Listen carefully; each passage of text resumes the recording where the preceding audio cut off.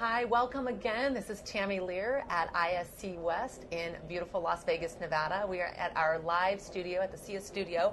I am here with Mr. Mark Berry. Welcome, sir. And you are the president of Global Security Products for UTC Fire and Security. Correct. And you guys produce fire detection equipment and other security products, right? We do. Right. And now previously, when we talked, you were previously, or there was a merger with GE, correct? Tell us about that.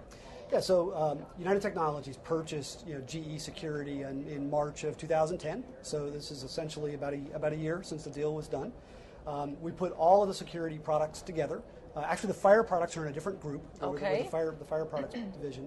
But today we're comprised of really 4 companies. Linnell, Interlogix, Supra, and Onity. All relatively different go-to-market models, different channel partners, but some really interesting underlying technologies between them, that kind of pulls it together. We were just talking about that. There's a lot to learn and never too much, information. You have a a lot of reading material, I'm sure, at night. We do. It's a fairly complex ecosystem. Good, good. Now, Mark, this is day 2 of the event. I know you were here yesterday. You had a great time. Tell us about this second day. And, I mean, it's very busy out there. Yeah. Is it meeting your expectations? Yeah, it is. It really is. I mean, we've had great traffic. I've also this year had a chance to kind of walk around and see some of the other booths and whatnot. So I think there's a lot of energy this year, a lot of enthusiasm.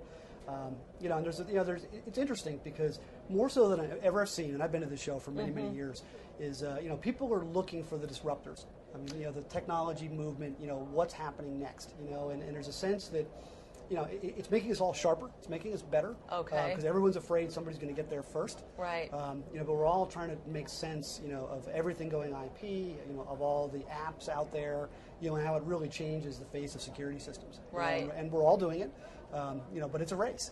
Do you think people's expectations are being made? Do you find that they're surprised? I mean, at the new technology, what are you seeing? Yeah, I think it's surprise and some healthy competitive fear too.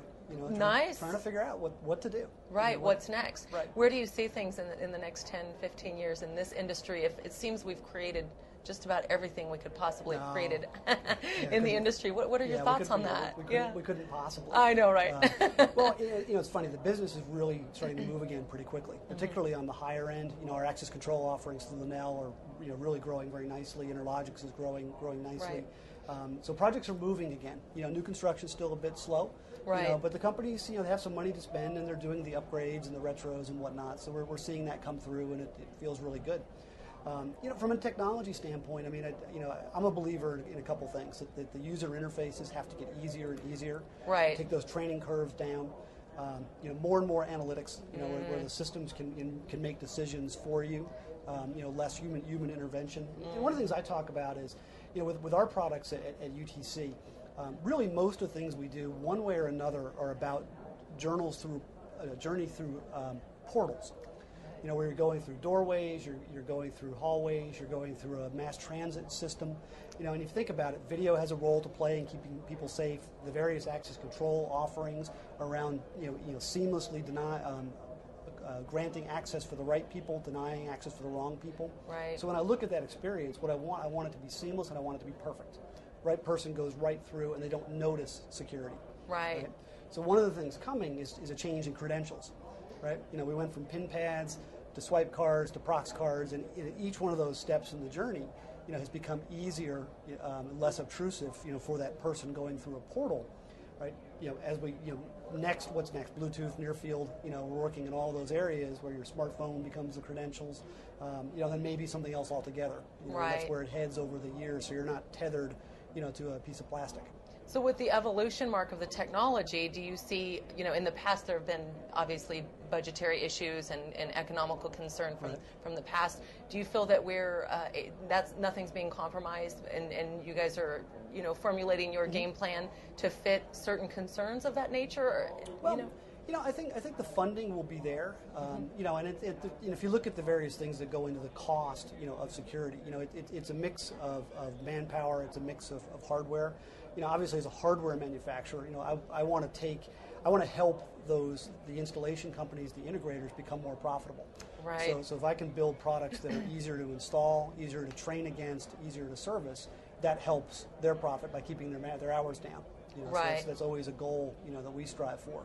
And do you think in the industry, how big does educating the end user, you know, the people that are actually teaching the other individuals, right. how important of a role, like you said, keep the training curve down? What? To me, the optimal outcome, think of yourself as a consumer, right? You buy a new smartphone, a new music player, whatever it may be. Right. If you have to go beyond, you know, the quick start card that comes with it, yes. you're disappointed.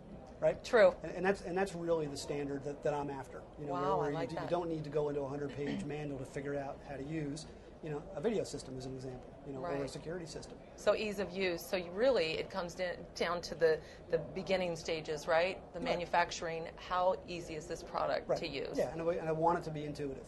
Now, is that a trend you think that people will again adopt within the security industry? Do you think they'll fall into that category? I think it is. Everyone's thinking that way? Well, if you think about it, an awful lot of security people, manpower side of security, an awful lot of it is outsourced today. Right. Right. So you have staff that changes relatively quickly. Mm-hmm. You know, and it's really difficult to have a long training curve. You know, if you're changing out staff, you know, right. on a regular basis. Right. So I do think the intuitive side of it is very important.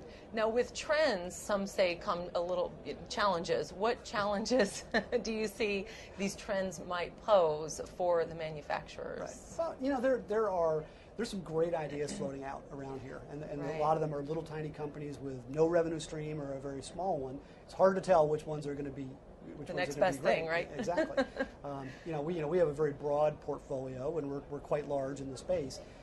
You know, so it's the ability to quickly identify the right trends, the right ideas, and bring it to market quickly. You know, one of the things, if you look back, you know, in our space over the years, you know, is long product cycles, you know, long lifespan of products. Things are moving more quickly. You know, so I increasingly, you know, I'm challenging my teams to think along the consumer electronic cycle.